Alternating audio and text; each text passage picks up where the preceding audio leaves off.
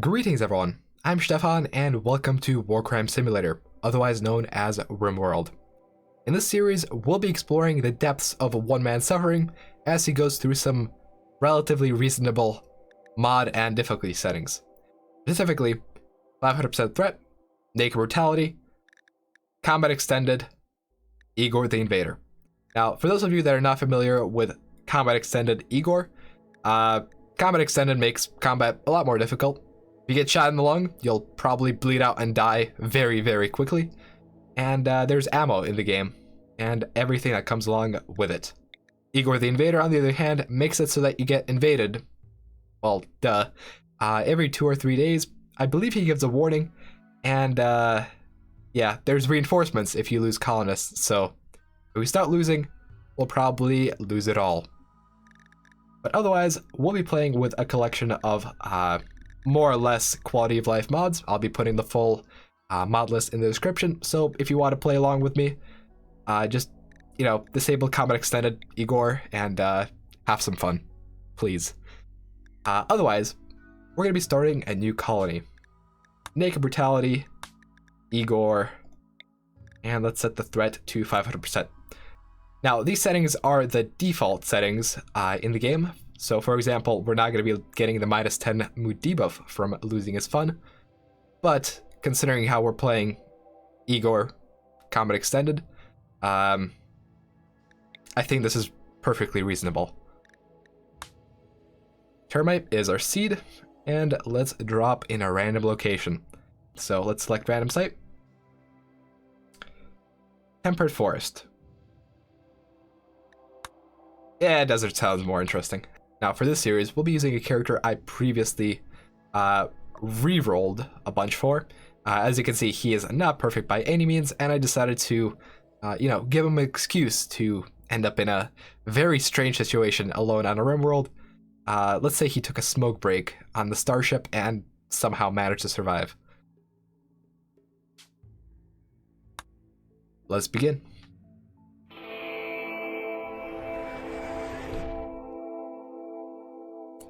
Alright, so this is our map. Wildlife is practically non-existent and very hostile. And we're in the middle of a desert. Because why not? So first order of business is going to be to get some food. And to get some food, we're going to need to chop down some trees to get wood to make a bow and arrow. To do that, we're gonna have to find some trees. There's not a lot of vegetation at all on this map. 26 cactuses is all we have to work with, and the building materials are going to be pretty scarce. We're going to have to rely heavily on farming to subsist. Unfortunately, though, stone isn't particularly good at plants, so we'll have to find someone else to do the plant work. The only problem with doing that is that once we get to 2 colonists, Igor the Invader is going to start attacking every 2 or 3 days. So we're going to have to prepare some sort of defensive enclave before we can really get farming up and running. Alright, so let's just go chop down the nearest cactus and attack this. Let's not attack the emu. Let's attack an ostrich. How about that?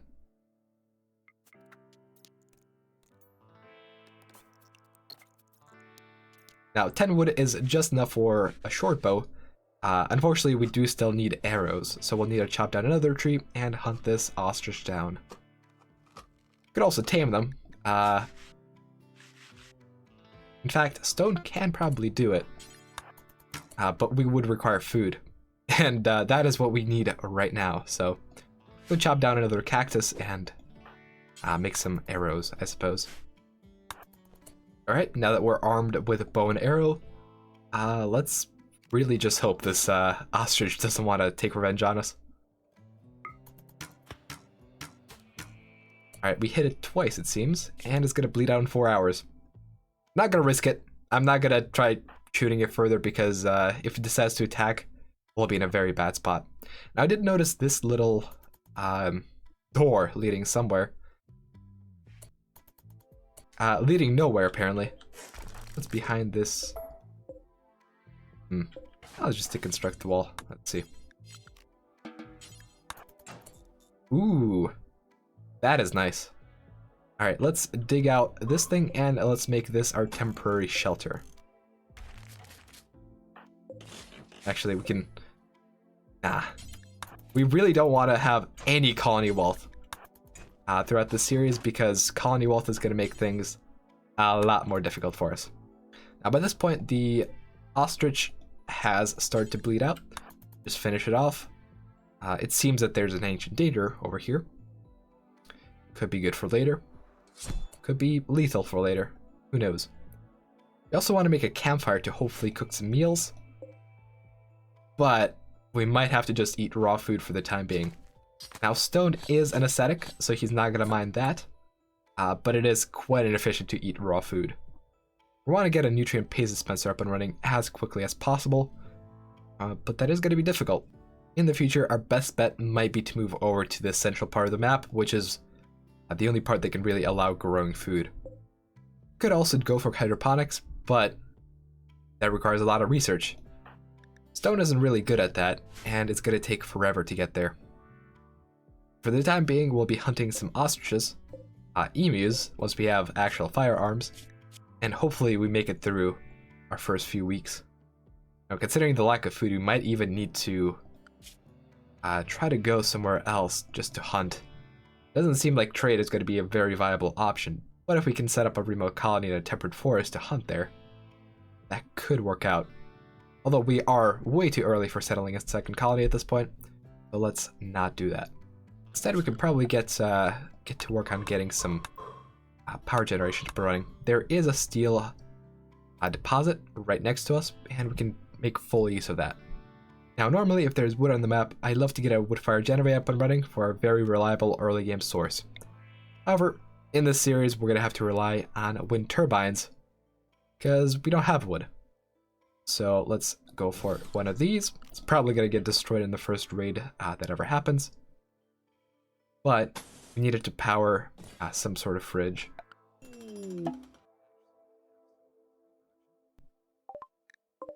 Now at this point, we have some visitors coming into the colony. There's two of them, Otto and Beryl.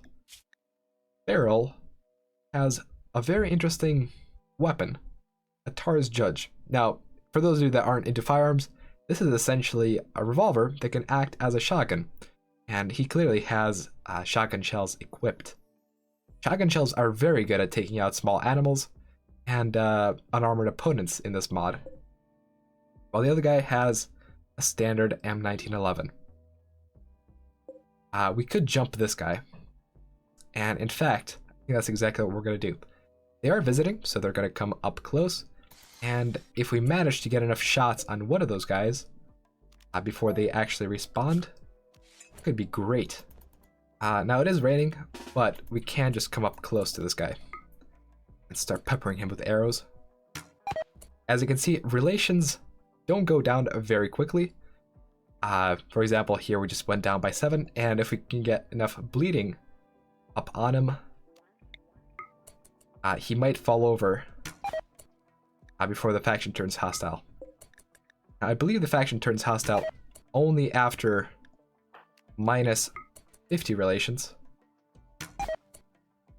And right here, we managed to get him down without actually angering the faction. So we're gonna take his gun, take his ammo, and take his meals. Now we could strip this guy. It will damage relations by a bit, but I don't think it's gonna make the faction actually hostile. Let's see. Alright, minus 68, but they're still not hostile. We just shot and robbed the man, but the faction still isn't too displeased with us, so that's great. Now I will equip stone with the bow and arrow by default and keep the gun as a backup. I also managed to get enough components for our windmill, and so now we should have a pretty reliable and consistent source of food. The emus on the map can now be killed for food, and food is significantly more efficient now that is coming through a nutrient paste dispenser. Again, since stone is an aesthetic, he's not gonna mind the gooey paste. We also need to get some recreation up and running, and having a table and chair will allow stone to just, talk to himself. Alright, now that we've got this up and running, and a fridge, we are in a pretty decent spot. We still want to get some food, and ideally, I want to get some more clothing up and running. And ideally, we want to craft ourselves a tribal backpack out of some bird skin. Backpacks will increase the amount of bulk stone can carry, and that can really help out. Otherwise, we're really going to want to start getting our research up and running. Research is especially important in Combat Extended because if you get a gun, that's a nice gun, we still won't be able to use it if we don't have the ammo for it. We need to get the loading bench as quickly as possible so that we have a chance of using the guns that we get from raiders. Now, fortunately, as part of Combat Extended, we do have access to embrasures that make combat significantly more manageable. The only issue is we still need to set up defenses, and if the enemy is powerful enough, they can just full auto through the embrasures. First time I played with Combat Extended, I had some colonists lined up with shotguns and some dude with a fully automatic machine gun. I just gunned all of them down. Now, the only issue with using wind power, of course, is that sometimes it just doesn't work. So food is still gonna spoil until we can get some batteries up and running, which is what I want to try to do as quickly as possible. Need some more steel and some more space.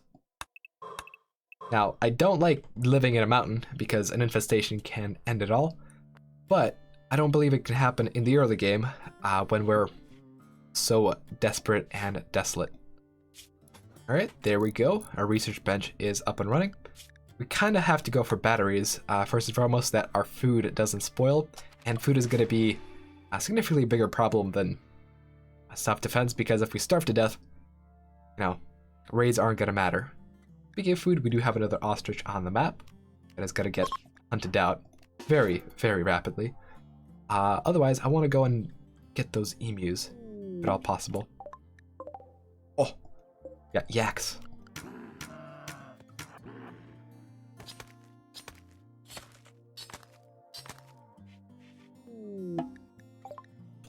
Transport pod crash. Hello there. You have some nice pants. And otherwise, you're really useless to us. Actually, you know what? They're from the same faction that we just ganked and got the gun from. So doing anything else negative to them is probably gonna just completely make them hostile. Now, this doesn't mean that we're gonna go ahead and rescue the poor transport crash, but we're just gonna ignore it. Soon though, we are going to be faced with a pretty serious problem, and that is chemical needs. Stone is a bit of a junkie, and he's going to be very unhappy if we don't satisfy his chemical hunger. I believe this goes down to -6 or -7, and that's not going to be very good. Also, I have a feeling that this torch lamp is now causing issues. Yep, it was. Alright, let's mine out this block, and suppose we can go for something a little bit less primitive in the form of a lamp. Come on, Stone, you can do it. Our food is gonna spoil in about 2 days if Stone keeps up the work. He's not, he's slacking off. He would be able to preserve the food. In fact, speaking of food, we might have to do the trick where we get some nutrient paste as a backup. So next time Stone goes to eat something, we're gonna do a bit of a giraffe trick.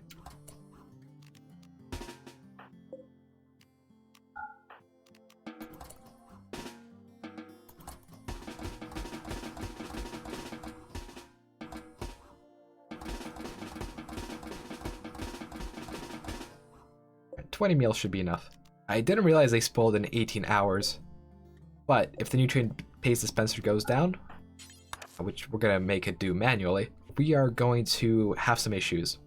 So instead, we're gonna pre-prepare some nutrient paste meals, and hopefully the cooler is gonna get enough power. Alright, we got the battery, and we actually have 2 strategic options, considering how Igor the Invader doesn't seem to actually send any raids until you get 2 colonists. We could stick with a 1 colonist colony for the foreseeable future, and get up to guns at least in terms of research. Or we could rush it, and then regret it later. I think it's pretty clear what option is the better one, but considering the power of editing, you guys won't have to suffer through the months of research that Stone is going to have to undertake. But for the time being, we'll wrap up the episode here. So far, without Igor the Invader active, and the 500% threat thing kicking in, it is pretty viable to start with naked brutality in the middle of a desert and have a pretty stable situation going. Now, I don't think it's going to last for long, and in fact, in the next episode, hopefully we'll get a second colonist and start getting through the furious raids that Igor is going to send at us. I think the best way to deal with them is going to be through automation and getting gun turrets up and running. Gun turrets are going to come down quite far down the line. We still need blowback operation to get that far. But once we get gun turrets, we should be able to mostly automate our defenses and focus on colony development. The biggest problem with Igor the Invader is the fact that he just constantly sends raids at you and you don't have the time to recover. If we have a somewhat automated system of defense, we can still make progress while Igor is hitting us with back-to-back raids. But anyways, thank you all for watching, and I hope to see you guys in the next one when the true fun begins. Thanks, and bye-bye.